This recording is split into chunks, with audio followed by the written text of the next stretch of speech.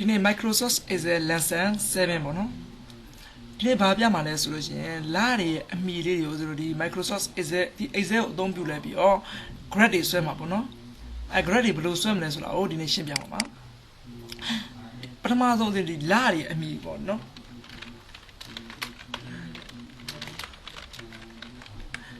်လာပေါ့နော်ဒါလာဟိုမှာဥစဉ်မှာလာတွေထည့်ပြန်ပေါ့နော် January စရင်မယ်January ပြီးတော့ရှင်ဒီမှာဒီပေါ်မှာ select လေးတစ်ချက်ဒီ active ဖြစ်ပါလားနဲ့မောက်ကလေးကိုဒီမှာ handle လေးပေါ်မောက်ဆွဲတင်မယ်ဒီမှာလည်းဥစဉ်ဒီမှာ copy ကိုဆွဲပြလိုက်မယ်သူကလာလေးပေါ်တယ်နော်ပြီးတော့ရှင်ဒီမှာဝင်ငွေပေါ့နော်ဝင်ငွေဆို income ပေါ့ income ဆိုဝင်ငွေပေါ့နော်ဝင်ငွေမှာဝင်ငွေဥစဉ်ထည့်လိုက်မယ်နော်ဒါဝင်ငွေတွေအကုန်လုံးဖြစ်ပြီးသွားပြီပေါ့နော်ဝင်ငွေတွေဖြစ်ပြီးသွားလို့ရှင်ဒါ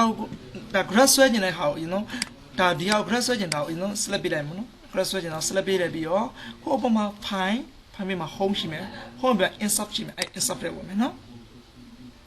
ဒီမှာ chart မှာဒီမှာ column ဆိုရှိတယ်အဲ့ဒီ column လေးကိုတစ်ချက် click လိုက်လို့ရှိရင်အများကြီးပေါ်လာပြီအဲ့ဒီကိုကြိုက်တဲ့ column တစ်ခုကိုယူလိုက်မယ်နော်ဒီ column လေးကြိုက်လို့ရှိရင်ဒီ column လေးကိုယူလိုက်မယ်ဒီမှာ column လေးပေါ်လာနော်ဒီဟာလေးကိုရွှေ့ကျင်လို့ရှိရင်ဒီဇက်အကွက်ကလေးပေါ့နော်ဟိုရွှေ့ကျင်လို့ရှိရင်ဘေးနားကိုဆွဲရွှေ့မယ်နော်ဒီလိုကိုဆွဲကျင်ဒီပေါ်လေးကို mouse လေးတင်တယ်ဒီမှာ mouse ကိုဒီပေါ်ဆွဲတင်တဲ့အခါမှာမြားလေးပဲလေးနဲ့ပြနော်အဲ့လေးပဲလေးနဲ့ပြနေလို့ရှိရင်ဆွဲကျင်နေအောင်ဆွဲလို့ရတယ်ဟုတ်ပြီဒီဟာလေးကိုဒီ graph လေးကိုနည်းနည်းထက်ချဲ့ကျင်တယ်ဆိုလို့ရှိရင်ဒီ mouse လေးဆွဲတင်လိုက်မယ်ဒီ down လေးဆွဲတဲ့အခါမှာဒီမြား double ပေါ့နော် double arrow လေးပြနေလို့ရှိရင်သူဖိတယ်ပဲကိုဆွဲကျင်တော့ချဲ့လို့ရတယ်နော်ခုတစ်ခါဒီအတွင်းထဲမှာရှိတဲ့ဒါဒီ graph ကိုအယောင်ပြောင်းနေခြင်းမှာ chart style မှာကြိုက်တဲ့အယောင်လေးထည့်လို့ရနော်နောက်ကဒီမှာအောက်ကနေအများကြီးအောက်ဆိုင်များလေးကို click လိုက်ခြင်းမှာအများကြီးထွက်ကြလာနိုင်မယ်အဲ့ဒီကနေကိုလိုချင်တဲ့စာတွေကိုပြောင်းချင်လို့ရတယ်ကိုကြိုက်တဲ့အယောင်ပုံစံမျိုးလေးကိုဒီမှာအယောင်တွေကိုပြောင်းလို့ရနော်နောက်ကဒီမြင်ကွင်းကိုဥစဉ်ပြောင်းမယ်ပေါ့နော်ဒီမြင်ကွင်းကိုပြောင်းမယ်ဆိုရင်ဟိုဒီမှာ chart layout ထဲမှာဥစဉ်မြင်ကွင်းကိုကြိုက်တဲ့မြင်ကွင်းတွေဥစဉ်ပြောင်းလို့ရတယ်နော် chart layout ထဲမှာဥစဉ်ပြောင်းလို့ရတယ်ဒီမြင်ကွင်းတွေကိုလိုချင်တဲ့ပုံစံမျိုးပေါ့နော်chart layout ကနေlayout ပြောင်းပြလို့ရပါတယ်ဒီ income ဆိုတဲ့စလုံးလေးကိုတည်တံ့ရွှေ့ကျင်လို့ရှိရင်တော့ဒါလေးကိုရွှေ့တယ်ပေါ့ဒီဟာလေးကိုကိုလိုချင်နေမှာမောက်ကလေးတူမှု select ဖြစ်နေကြမှာမောက်ကလေးတင်လိုက်ပြီးမြားပေါ်လို့ရှိရင်ကိုလိုချင်နေရမှာဒါဆွတ်ရွှေ့ရနော်နောက်တစ်ခါကျလို့ရှိရင်ဒီမှာလာလေးရှိမယ်ဒီမှာ income ဆိုတာရှိမယ်ဒီမှာဒါလေးကိုဘေးကဒီစလုံးလေးတွေကိုကိုအမဲအောင်လေးဖြစ်နေတယ်အဲ့ဒါအကြောင်းပြောင်းနေလို့ရှိရင်ဒီကောင်ကိုဒီမှာ click လိုက်လို့ရှိရင်ဒီမှာ box ကလေးပေါ်လာနော်အဲ့ဒီ box ကလေးကတော့ဒီမှာအေအကြီးကိုနှိပ်လိုက်ရင်ဒါလေးစလုံးလေးကြီးလာတယ်နော်ကြီးလာနော်စလုံးလေးကြီးလာတယ်သေးကျင်လို့ကျွန်တော်အေသေးလေးကိုနှိပ်နေစလုံးလေးသေးပါနော်အဲ့ဒီစလုံးလေးအယောင်ချက်ညင်တော့မှအေအောက်ကအောက်မှာဒီမှာပုံမှန်တိုင်းဆို automatic ကအမဲအောင်ဖြစ်နေပြီနော်အနီအောင်ပြောင်းညင်ဒီမှာအနီလေးကိုယူပြန်တော့အနီအောင်ပြောင်းရနော်နောက်တစ်ခါဒီ graph လေးကိုချန်မယ်ဒီ graph လေးကိုချန်တယ်ဒီဘောင်ပတ်လေးကိုစဉ်ဟိုဒီဘောင်ပတ်လေးတွေအားလုံးကိုအယောင်ထည့်မယ်ဆိုရင်ဒီမှာကြိုက်တဲ့အယောင်နော်အဝါထည့်ရင်ဒီမှာအဝါအောင်ထည့်လိုက်မယ်နော်ဒါဆိုရင်ဒီ graph လေးတခုဆွဲတတ်သွားပြီကိုဒီ graph ကိုမကြိုက်ဘူးလားဒီမကြိုက်ဘူးဆိုလို့ရှိရင်ဒီ graph ကို keyboard အကုန် active ဖြစ်နေတဲ့အချိန်မှာ delete နှိပ်လိုက်မယ်နော်နောက်ကဒီအောင်နောက်တစ်ခုပြန်ဆွဲပြမယ် select ပြမယ် select ဒီမှာ insert ထဲဝင်မယ် line နဲ့ဆွဲကြည့်ရင်ဒီမှာ line ကိုဝင်မယ်ကိုကြိုက်တဲ့ line ပြင်မယ်နော်ဒါလည်းခုနတိုင်းပဲပြောင်းလို့ရတယ်နော်ခုနတစ်ခုသဘောပေါက်ရင်ဒါလေးလည်းနောက်လုတ်တတ်သွားမကြိုက်ရင် delete insert ထဲဝင်မယ်ဒါစဝိုင်းပုံနဲ့ဆိုရင်ဒီမှာစဝိုင်းပုံတစ်ခုရွေးလိုက်မယ်နော်ဒါစဝိုင်းပုံဖြစ်ဒါအကုန်လုံးဆွဲပြီးကျင်းလိုက်ရင်ဒီလိုပုံပေါ်ပါနော်ဒီကတစ်ခုကိုဆွဲထုတ်ပြမယ်ဆိုရင်ဒါမောက်ကလေးနဲ့ဆွဲပြီးတော့ဖိလိုက်မယ်ဒီတစ်ခုကိုဆွဲထုတ်တာပေါ့နော်ဒါလိုချင်တဲ့ဟာကိုဆွဲထုတ်လို့ရတယ်နော်ကြိုက်တဲ့အရာဟာလေးကိုဆွဲထုတ်ရတယ်ပြီးရင်ပြန်ထည့်လို့ရတယ်ဒီစဝိုင်းနဲ့ခုနနိုင်ပဲဦးဇင်းတို့ဒီပေါ့နော်အများကြီးဒါလိုလည်းပြောင်းလို့ရတယ်နော်အယောင်တွေပါလေဦးဇင်းတို့ထည့်ချင်တဲ့အယောင်လေးပုံစံမျိုးထည့်လို့ရတယ်ဒီမှာ4ယောက်ကလည်းဒါလေးခုနပထမပြတာနဲ့သဘောတရားအတူတူပါပဲเนาะဒါကိုထပ်ပြောင်းလို့ရဒါတစ်မျိုးတက်လို့ရှိရင်ဒါကျန်တဲ့ဟာလေးပါတက်တယ်အကုန်လုတ်တက်သွားเนาะဒါဒီလိုအကုန် active ဖြစ်နေကြ keyboard က delete key ကိုနှိပ်လိုက်ရင်အကုန်ပြတ်သွားမယ်เนาะဒါဆိုဦးဇင်းတို့ဒါလေးဒါ area ဒီမှာအကုန်လုံး select ပြင်မယ်ဒီ area ဆိုတော့ဆိုရင်တို့ area ပုံလေးနဲ့ပုံနော်တခုလောက်နမူနာကြည့်ဒီလိုမျိုးပေါ်နေမှာဒါလေးမှာဆိုရင်chart style မှာလည်းအယောင်တွေပြောင်းမယ်ဒီမှာ chart layout မှာလည်းကိုပြောင်းရင်ပြောင်းမယ်မကြိုက်ဘူးဆိုရင်delete ပေါ့နော်နောက်တစ်ခုထပ်ပြမယ်ဒီ scatter ဆိုတော့သူကအဆက်ကလေးနဲ့ပြောင်းပေါ့နော်ဒီလိုမျိုးဥမာဒီလိုမျိုးလေး line နဲ့ပြောင်းပေါ့နော်ဒါလေးခုန line ပဲပထမဟာတစ်မျိုးတက်လို့ရှင်ဒါလေးကျန်တာလေးအကုန်လုတ်တက်တယ်နော်မကြိုက် keyboard က delete ကိုနှိပ်လိုက်မယ်နော်နောက်တစ်ခါဒီမှာကျရင်အာသားထဲမှာကျတော့လည်းအများကြီးအခြား style တွေကိုရွေးဆွဲရရတယ်နော် ဆိုတော့ဥစားဒီပုံလေးတစ်ခုရွေးလိုက်မယ်နော်ဒါမှမဟုတ်ဆိုဒီလို style ဖြစ်သွားမယ်ဒါလည်းအတွင်းထဲကဒီသူ့ရဲ့ဒီ graph ပုံစံလေးကိုပဲဥစဉ်ပြောင်းမဆိုရင်မှပြောင်းလို့ရတယ်နော်ကြိုက်တဲ့ပုံလေးဥစဉ်တို့ပြောင်းလို့ရတယ်နော်ဒီမှာ၄ရောက်မှာလည်းဥစဉ်တို့ဒီမှာအများကြီးပြောင်းလို့ရတယ်ဒါကိုမကြိုက်ဘူးဆိုလို့ရှင်တော့ဒီကောင်လေးဟိုဒီမှာ select ဖြစ်နေတဲ့အချိန်မှာ keyboard က delete နှိပ်လိုက်မယ်နော်ဒါဆိုသဘောပေါက်သွားပြီနော်ခုတစ်ခါဒီကို income da ဝင်ငွေထွက်ငွေလက်ကျန်ငွေအဲ့ဒါလေးဥစဉ်ဒီသူတို့ရဲ့ကိန်းကနန်းရဲ့တန်ဖိုးတွေကို data လေးတွေကိုတန်ဖိုးလေးကိုဖော်ပြတဲ့ဟာကိုရှင်းပြမှာနော်အဲ့ကြောင့်ဒီမှာရှင်း income ပြောချင်တော့အောက် go ပေါ့နော်အဲ့ဒါတော့ထွက်ငွေပေါ့နော်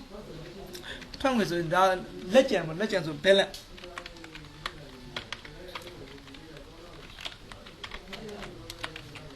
လက်ကျန်ငွေပေါ့နော်အဲ့ဒါဒီမှာအောက်ကိုဥစဉ်ဖြည့်လိုက်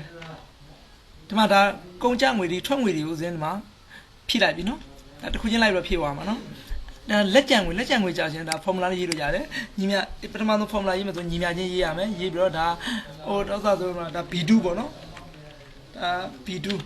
B2 ဆိုတာဒီကွက်ကိုပြောတာနော်ဒီမှာ B2 ကွက်ပါပြောတာ B2 အနှုတ်ဘာကောင်းဆို C2 ပေါ့ C2 B2 အနှုတ် C2 ဆိုလည်းပေါ့ enter ခေါက်လိုက်မယ်300ပြားနော်အဲ့ပေါ်မောက်ကလေးဆွတ်တင်လိုက်ပြီးတော့အောက်ကို copy ဆွတ်ချလိုက်မယ်အကုန်လုံးသူဖြည့်ပြီနော်အဲ့ဒါဒီကိန်းကနန်းလေးတွေကိုဥစဉ်ဒီဟာလေးတွေကိုဒီမှာ copy ဒီ income အောက်ကို balance ဆိုတာကိုဥစဉ်တစ်ဖက်ကိုပြန်ဆွတ်ကျင်တယ်အကုန် select ပေးမယ်နော် select ပြီးဒီပေါ်လေးကို mouse လေးဆွတ်တယ်အပေါင်းလန်းတာပေါ်နေတဲ့အချိန်မှာ keyboard control key ကိုနှိပ်တာပေါ့နော်နှိပ်လိုက်ပြီးကိုလိုချင်တော့3ခွက်ဆို3ခွက်ပေါ့နော်ဆွတ်ပြီးတော့ mouse ကိုအရင်လွှတ်မယ် keyboard ကိုလွှတ်မယ်ဒါဆိုမှ copy ဖြစ်သွားနော်ဒီ income ခွက်မှာဟောဒီတန်ဖိုးတွေပြအဲ့ဒါဒီ income အကွက်ကလေးမှာတန်ဖိုးတွေကို data ဒီပေါ်ပုံစံမျိုးလေးနဲ့ပြမှာနော်သူတန်ဖိုးကိန်းကိုပြချင်ဒီမှာအင်းတော့ဒီကောင် select ပေးထားမယ် in software ဝင်မယ်ဟောဒီမှာ line ကိုတစ်ချက်ယူလိုက်မယ်နော်ယူတယ်ဒီမှာဆိုရင်မှာ data rate ပေါ့နော် data rate မှာဆိုရင်ဒီမှာပေါ်ကျင်တဲ့ဟာကိုရေးရမှာဒါဆိုရင်ဒါဆို B2 ပေါ့နော်ဒီကွက်က B2 ကနေလို့ဒီမှာ B30 ထိပေါ်ကျင်တာဆိုဒီမှာရေးလိုက်မယ်ပေါ့နော်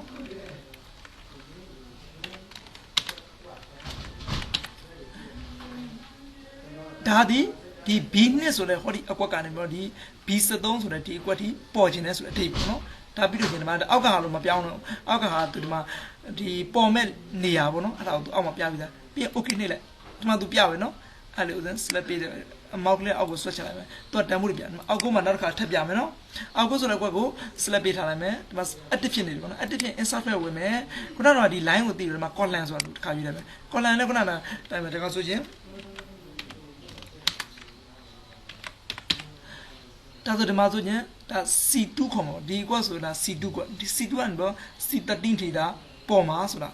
ဒီမှာရေးပြီနော်ရေးပြီဆို okay ပဲတယ်ဒီမှာတန်ဖိုးတွေဒီမှာပြကင်ဒါလိုဒီလို data နဲ့ပြလို့ရှိရင်အောက်ကို switch ချလိုက်မယ်နော် balance ဆိုတာဒီတန်ဖိုးတွေကိုလည်းဥပမာဒီမှာပြနေတယ်ဘယ်ခါကျဒီမှာ insert ထဲဝင်မယ်ဒီခါကျတော့ win and loss ကနေတော့ပေါ့နော်ဒါဆိုဒီကောင် D2 ဖြစ်မှာနော် D2 ဆိုရင်ဒီ13ဒီကွက်နဲ့ကွက်ကိုဒီမှာရေးရနော်ဒီမှာအဆက်ကလေးရတော့ဒါဘယ်မှဘယ်ထိပေါ့နော်အဲ့လိုမျိုးပြောတာโอเคနှိပ်လိုက်မယ်ဒီမှာတန်ဖိုးဒီမှာပြမယ်ဒါမောင်းနဲ့ဆွဲပြီးတော့ auto switch ချမယ်တန်ဖိုးပြန်နော်ဒါလိုလေ style တွေအမျိုးမျိုးပြောင်းလို့ရတယ်နော်ကိုအယောင်လေးဒီမှာထည့်လို့ရတယ်နော်ဒါအယောင်လေးကိုယ့်အောင်ထည့်ကျင်လို့ရတယ်ဒီမှာလည်းဆိုရင်လည်းအယောင်လေးကိုကြိုက်တဲ့အယောင်ပေါ့နော်အဲဒါမို့အစိမ်းအောင်ဆိုအစိမ်းအောင်ပေါ့နော်ဒါကိုဒီမှာဆိုရင်ဒီ line တွေလည်းအများကြီးပြောင်းလို့ရပါတယ်ဒီမှာကြိုက်တဲ့အယောင်လေးပေါ့နော်ဒါပြောင်းလို့ရပါတယ်ဒါဆိုရင်ဒါဇာတ်ဘွက်တွေဆိုရင်ဒါ graph တွေလည်းဆွဲတတ်သွားပြီသူတို့ဒီကိန်းကနဲ့ data လေးတွေဒါဖော်ပြတတ်ပါပြီနော်ခုတစ်ခါကျတော့ဘာတက်ရှင်းပြမလဲဆိုလို့ရှိရင်ဟောဒီမှာဒီ object ကတော့အရင် page maker မှာသင်ပေးဒီ page maker သင်ခန်းစာမှာပါပါတယ် page maker မှာဆိုရင်တော့ edit ကနေပဲရှိတဲ့ object ပေါ့နော်အဲ့ဒီ edit ကနေပဲ insert object ထဲမှာဒီဟာနဲ့ insert object သုံးလာတဲ့ဒီဟာနဲ့အတူတူပါပဲနော်ဒါလည်းဒီဟာနဲ့ပြန်တော့ခုနကကျန်တဲ့ပုံလေးဒါမှမဟုတ်လို့ရှင်ဒါ Photoshop ကပုံလေးဒါမှမဟုတ် PDF file လေးဒါလေးကိုဆွဲပြီးတင်တာပေါ့နော်ဒီ page maker မှာသုံးလာတဲ့အတူတူပဲဖြစ်တဲ့အတွက်ထပ်ပြီးတော့မရှင်းတော့ပါဘူးနော် page maker မှာပြန်ကြည့်လိုက်ပါအကယ်အရင်သင်ခန်းစာလေးကိုမကြည့်ရသေးဘူးဆိုရင်ဒီဦးစင်းရဲ့ဒီ Facebook account မှာလာရောက်ပြီးတော့ကြည့်ရှုနိုင်ပါတယ် page maker သင်ခန်းစာလေးမှာဒါရှင်းပြပြီးသားဖြစ်တဲ့အတွက်ထပ်ပြီးတော့မရှင်းတော့ပါဘူးနော်ပြန်ပြီးတော့လုပ်မယ် sim ဒီ equation ကတော့ဒီမှာနောက်တစ်မျက်နှာထပ်ယူရမယ်နော်ဒီ equation ဆိုတာကလည်း page maker မှာရှင်းပြီးသားနော်ဒါပဲထပ်ပြမယ်ဒီ equation ကိုဒီအောက်ကစာအများလေးကိုနှိပ်လိုက်ကြမှာ equation တွေသူငကိုရေးပြီးသားတယ်အဲ့ဒါကိုလိုချင်တဲ့ equation ကိုအလွယ်တကူသုံးလို့ရတယ်နော်ဒီမှာကြည့် ဒီတခုကိုထပ်တော့ဒီမှာဆွဲလိုက်မယ်ဒီမှာ mouse ကလေးနဲ့ဆွဲယူမယ်နော်ဒါဆိုရင်ဒီမှာဒီဘောနော် a square plus b square equal to c square ဒါဥစဉ်ကအခြားစလုံးနဲ့အစားထိုးခြင်းတယ်ဘောနော်ဥပမာဆို a နေရာမှာ g square ဆိုရင်ဒီမှာ 0 နှိပ်လိုက်မယ်နော်ကိုအစားထိုးခြင်းတဲ့အရာကိုဒီမှာအစားထိုးလို့ရတယ်နော် g square တော့ h square ပေါ့နော်အဲ့လိုမျိုးကိုဖတ်ကိုအစားထိုးလို့ရတယ်ဒါဆိုသဘောပေါက်ပါနော်ဒီအပေါ်မှာရှိတဲ့ဒီအဆက်ကလေးဒီမှာမဲမဲဒီအပေါ်မှာအစိမ်းအောင်အဆက်ကလေးရှိတယ်အဲ့ဒီအစိမ်းအောင်အဆက်ကလေးဆိုတာဒါကို equation ကိုဒီလိုစောင်းလို့ရရတယ်ဒီလိုကိုလှည့်ခြင်းလို့လှည့်နေတာ rotate လုပ်လို့ရတယ်ဆိုတဲ့အဓိပ္ပာယ်ကိုသာပြနော်ဒါကိုဘောနော်ကိုထားခြင်းတို့ဒါပုံစံမျိုးဒီမှာဒီလိုအထောင်နဲ့ထောက်ရတာကိုကြိုက်တဲ့ပုံစံထောက်ရနော်မကြိုက်ဘူးဆိုတော့ဒီကောင် keyboard က delete နှိပ်လိုက်ပါနော်insert ပါမယ် equation ကတော့ဒါအစင်းနဲ့သုံးမယ်ဆိုရင် outside မြားလေးကိုသုံးပြီးရွေးပြီးတော့အစင်းနဲ့သုံးလို့ရတယ်နော်တကယ်လို့ကိုယ့်ဘက်ကိုထပ်လို့ရေးချင်တယ်ဆိုရင်တော့ equation ကိုကိုယ့်ဘက်ကိုတက်ရွေးမယ်ဆိုရင်ဒီမှာ equation ကိုအောက်ကဟာအောင်ဒီ equation ဆိုတာအပေါ်မှာကိုနှိပ်လိုက်ရင်ဒီမှာပုံစံပေါ်လာနော်အဲ့ဒီမှာတရားဥစဉ်လိုလေးဆွဲလိုက်မယ်ဆွဲပြီးတော့ဒီပေါ်မှာအဲ့လိုမျိုးဖြစ်အကုန်မှိန်းနေတာရေးလို့မရဘူးဒီပေါ်မှာချက်ချင်း select ပေးမယ် select ပေးမှဒီမှာဆိုရင် h ပိုင်း y ဒီလိုအပိုင်းငင်းတွေကိုရေးလို့ရပါတယ်ဒီမှာသင်္ကေတလေးလည်းရေးလို့ရနော်ကိုကြိုက်တဲ့ဟာလေးကိုဒီမှာဆန်းပြီးတော့ရေးကြရခြင်းဒါတော့ပေါ့အပိုင်းငင်းဆိုရင်အပိုင်းမျိုးနော်ကိုဒီတိုင်းအပိုင်းငင်းရေးချင်တာလားအပိုင်းငင်းဆိုတာဆိုရင်ဘာလဲဒါ y ပိုင်း h လို့ရေးချင်တာပေါ့နော်ဒါ y ပိုင်းတက်တစ်ချက်ခုံးနှိပ်လိုက်ကြနော် y ပိုင်း h ရေးမယ်ဆိုရင် y ပိုင်း h ပေါ့နော်ဒါဆိုရင်ဒါ y ပိုင်း h ကိုဒီမှာဒီဟာလေးကိုရွှေ့ချင်လို့ရှိရင်ကိုလိုချင်တဲ့နေရာကိုရွှေ့လို့ရတယ်ပေါ့နော်အဲ့တော့ y 8ဒီလိုမျိုးပေါ့ကိုယ့်ဘက်ကိုရိုက်တဲ့ equation တွေရေးလို့ရတယ်နော်ဒါမကြိုက်ဘူးဆိုရင်တော့ဒီပေါ်မှာ active ဖြစ်နေချိန်မှာ keyboard က delete နေရင်ဒါပြတ်သွားမှာနော်ဒါ equation တွေလည်းရေးတတ်သွားပြီ equation တွေရေးတတ်ပါဒီမှာ wafဆိုတာတော့ဒီ exam မှာဦးဇင်းတို့ထည့်ရင်စာတွေပေါ့နော်ဒါထည့်တာနမူနာပြပါမယ်အောက်ဒီမြောက်စိတ်လေးတစ်ချက်နှိပ်လိုက်မယ်ဒီမှာစလုံးပုံစံအများကြီးပေါ်လာအဲ့ဒီကကိုကြိုက်တဲ့ဟာလေးတစ်ခုကိုရွှေ့လိုက်ပါနော်ဒီပုံလေးတစ်ခုဥစဉ်ရွှေ့လိုက်မနော်ရွှေ့လိုက်ပြီးတော့ဒီမှာဥစဉ်အမိလေးခြင်းမနော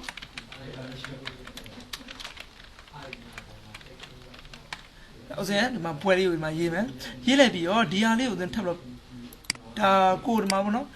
်ဒီဟာကိုပြောင်းညင်တာလားကိုပြောင်းညင်တယ်ဒီမှာအကုန်လုံးဒီလိုငြိမ်းသွားတာနော်ဒီမှာငြိမ်းနေပြီးတော့အကုန်ပါကာစာလေးမှမပေါ်တော့ဒီမှာပြီးတော့ဒီမှာအစိမ်းအောင်လေးပေါ်နေချင်မှာဒီမှာဒါတွေအကုန်ကြိုက်တယ်လို့ပြောင်းလို့ရတယ်ဒီမှာစလုံးတွေကိုအများကြီးပြောင်းလို့ရတယ်နော်ဒီမှာပြောင်းလို့ရတယ်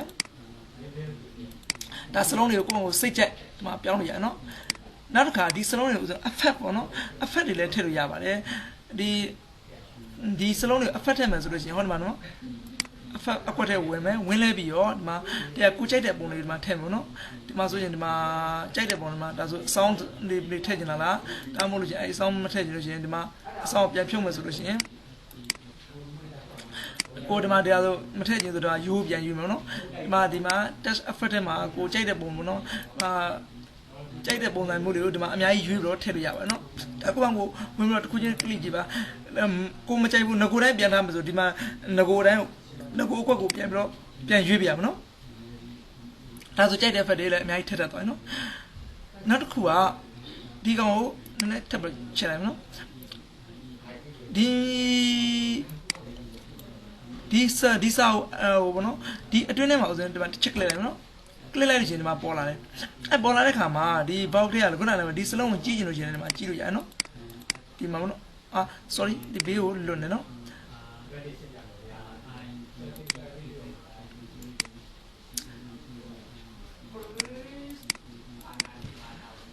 ဒီမှာတော့ဒီကောင်ဥစဉ်ဒီမှာကြည့်မယ်ဒီကောင်ဒီစလုံးလေးကြည့်ရင်ဒီမှာဒီအရင်ဆုံးကာစာပေါ့နော်ဒီစလုံးထဲမှာကာစာတွေတို့မိတ်တုံကလေးဝင်သွားပြီဆိုရင်ဒီမှာတစ်ချက် click လိုက်မယ်နော် click လိုက်တဲ့ခါမှာဒီလိုမျိုးပေါ်လာအဲ့ထဲမှာဥစဉ်ဒီမှာပြောင်းနေရနော်ကြည့်ရင် A ကိုဒီမှာ A ကြီးဆိုဒီမှာစလုံးကိုကြည့်ပါမယ်ဒီကောင်ဘောင်ကတ်ချင်ဒီဘက်ကဘောင်နောက်မှအလဲကအလဲပေါ့နော်ဒီမှာအသေးဆိုရင်ဒီမှာကြိုက်တယ်လို့သိမယ်ဒီမှာစလုံးကအယောင်တွေလို့ဥစဉ်ဒီမှာကြိုက်တယ်လို့ထည့်မယ်နော်ဒီတစ်ခုလုံးအရင်မှာ select ဖြစ်တာမနော်အရင် select ဖြစ်တယ်ပြီးတော့ဒီမှာဆိုရင်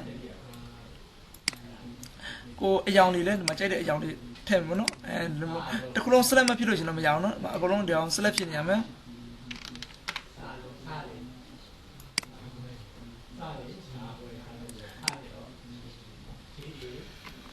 ဒီပေါ့နော်ဒီစလုံးအကုန်လုံးဒါအကုန်ဒီမှာ select ပေးမယ်နော် select ပေးပြန်တယ်ဒီမှာ mouse နဲ့တစ်ချက်နေလိုက်ပြီးဒီမှာအယောင်လေးအများကြီးပြောင်းလိုက်ရနော်ကိုကြိုက်တဲ့အယောင်လေးဟိုဒီမှာအဝါရောင်ပေါ့နော်ဒီဘေးကဘောင်လေးကိုလည်းအယောင်လေးဒီမှာချက်လို့ရတယ်နော်ကြိုက်တဲ့အယောင်လေးချက်လို့ရတယ်ဒီမှာ ကြိုက်တဲ့အယောင်လေးထည့်ကြဒီစလုံးတွေကိုလည်းကိုယ့်ကိုကြိုက်တယ်လို့မနော်ပြင်လို့ရတယ်ဘေးကအယောင်တွေကိုဒီမှာထည့်ခြင်းထည့်ပါမထည့်ခြင်းဒီမှာနိုးအယောင်လုံးဝမထည့်ဘူးနော်ဟုတ်ပြီနောက်တစ်ခါဒီစလုံးတွေကိုဒီဘောနော်ဒီ format နဲ့ကနေလဲပြီးတော့ဘေးကဒီမှာဘောင်းလေးအများကြီးကိုလည်းဒီမှာဝင်ပြီးတော့ရွေးလို့ရပါတယ်ကြိုက်တယ်လို့လုပ်လို့ရတယ်နော်ဒီမှာလည်းအများကြီးလုပ်လို့ရတယ်နော်ဒီဟာကိုကြိုက်တဲ့အရင်ဘောင်းလေးမကြိုက်တော့ဆိုဒီမှာဝင်လိုက်ပဲဝင်လဲပြီးတော့ဟောဒီမှာ format shape ထဲကနေပြီးတော့သွားပြီးတော့ဒီအယောင်ဒီ no ပေးလိုက်ခြင်းဒီမှာဒီဘေးကအယောင်ပြောက်အောင်နော်ဒီမှာအတွင်းထဲအယောင်ပြောက်တယ်ဒီဘောင်းမှာပြောက်ချင်လို့ရှိရင်ဟောဒီမှာ line မှာရှိတယ် line color မှာဒီမှာ no လို့ပေးလိုက်လို့ရှိရင်ဒါပေါင်းတော့ပြောက်အောင်နော်ဒါကိုအဖက်ထည့်မယ်ဆိုရင်လည်းခုနကတိုင်းပြန်အဖက်ကလည်းကြိုက်သလိုထည့်လို့ရတယ်နော်ကိုလိုချင်တဲ့အဖက်တွေကိုဒီမှာအများကြီးထပ်ပြီးတော့ပြောင်းလို့ရတယ်အဝိုင်းပုံလေးဆိုလို့ရှိရင်လည်းအဝိုင်းပုံလေးပြောင်းလို့ရကိုကြိုက်တဲ့ပုံလေးကိုဒီမှာကြိုက်သလိုပြောင်းလို့ရပါတယ်ဒါဆိုရင်ဦးဇင်းတို့ဒါတော်တော်လေးကိုဒါဆိုစလုံးလေးလည်းဒါပြောင်းတတ်သွားပါပြီဒီ